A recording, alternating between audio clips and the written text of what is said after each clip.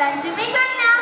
अवघ्या 9 वर्षात ज्योतिराव फुले नावाच्या माणसाशी माझं लग्न झालं. पण हळूहळू मला कळायला लागलं, ज्या माणसाशी माझं लग्न झालं तो काही साधा सुद्धा माणूस नाही, तर या जगाला ऊर्जा देणारा एक क्रांती सूर्यच. त्या काळी बायांना उंबऱ्या ओलांडण्याची पद्धत नव्हती. बाईच्या जातीनं कसं आपण बरं आपलं घर बरं आणि घरातली माणसं बरी, स्त्री पुरुष उच्च नीच असा लई भेदभाव होता. पण त्या सर्वावर एकच उपाय होता, ते म्हणजे शिक्षण. शिक्षणाचा ध्यास एकच विचार ज्योतिरावांच्या मनात होता. एकदा ज्योतिराव शिक्षणाचा प्रसार करत असताना फराड नावाच्या ब्रिटिश मॅडम त्यांना म्हणाल्या, मिस्टर फुले, तुम्हाला शिक्षणाचा प्रसार करायचा आहे ना? So educate women first, because if a women educate the whole house will be educated. पण तुम्ही माणसं वुमनला घराच्या बाहेर पडूच देत नाही. So bad mister Phule. झालं ते. आले घरी आणि म्हणाले, सावित्री, आजपासून म्या तुला शिकवणार. आणि झाला माझा अभ्यास सुरू. काना मात्रा आकार उकार बे एक बे बेदुनी चार हाच ध्यास. मी लिहायला शिकली, वाचायला शिकली आणि काव्य सुद्धा रचू लागली.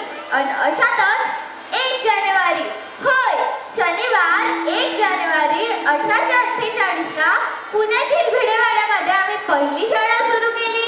आणि पहिली शिक्षिका मी आणि मुख्याध्यापिका सुद्धा.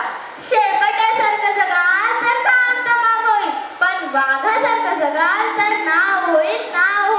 मी मन घट्ट केलं आणि टाकला पाऊल. मी शाळेत जायची तेव्हा लोक माझ्याकडे टका मका पाहायची, अंगावर शेण फेकायची, दगड गोटे मारायची, फिदी हसायची. परंतु माझी पावलं शाळेच्याच दिशेने पडत होती. शाळेत गेल्यावर पोरींच्या चेहऱ्याकडे पाहिल्यावर मला हिंमत आली. मी पोरींना शिकवायला सुरुवात केली. पोरी जेव्हा पाठीवर लिहत होत्या, जणू असंच वाटत होतं की त्या स्त्री जातीचं भवितव्य लिहत होत्या.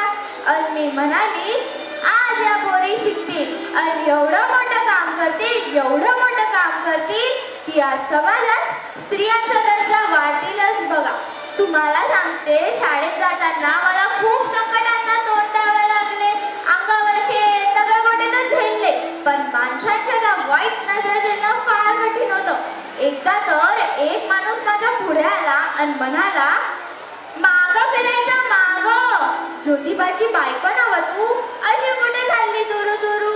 बाईच्या जातीला एवढा धिटपणा बरं नवं. कदाचित त्याला माहीत नसावे, आम्ही सुद्धा ज्योतिराव पैलवानाच्या पत्नी आहेत.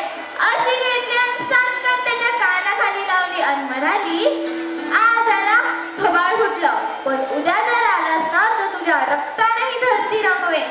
स्त्री कोणत्याही जाती व धर्माची असो, ती नेहमीच अत्याचाराला बळी पडते. अहो, एखाद्या स्त्रीचा नवरा वारला म्हणून तिने सती जायचं. आपला नवरा वारला त्यात तिचा काय दोष? आणि यासाठीच आम्ही काम केलं. विधवा महिला काशीबाईच्या मुलालाच म्हणजे यशवंताला आम्ही दत्तक घेतलं आणि मोठं केलं आणि वाढवलं सुद्धा. आणि अशातच पुण्यात प्लेगची साथ पसरली होती. प्लेग हा संसर्गजन्य होता, मग कधी ना कधी तो मला सुद्धा होणार होता. सतीप्रथा, केशवपण या सर्वांवर आम्ही मात केली, कारण आनंद होता तो आयाबायांना शिकवण्याचा. म्हणून म्हणे, विद्येविना मती गेली, मतीविना नीती गेली, नीतीविना गती गेली, गतीविना वित्त गेले, वित्तविना शूद्र खचले, एवढे अनर्थ खा विद्येने गेले. म्हणूनच मुलींना शिकवा आणि या देशाची साक्षरता वाढवा. एक मुलगा जर शिकला ना तर तो एकटाच शहाणा होतो, पण मुलगी शिकली ना तर संपूर्ण घराला शहाणं करते. म्हणूनच मुलींना शिकवा, वाचवा. धन्यवाद.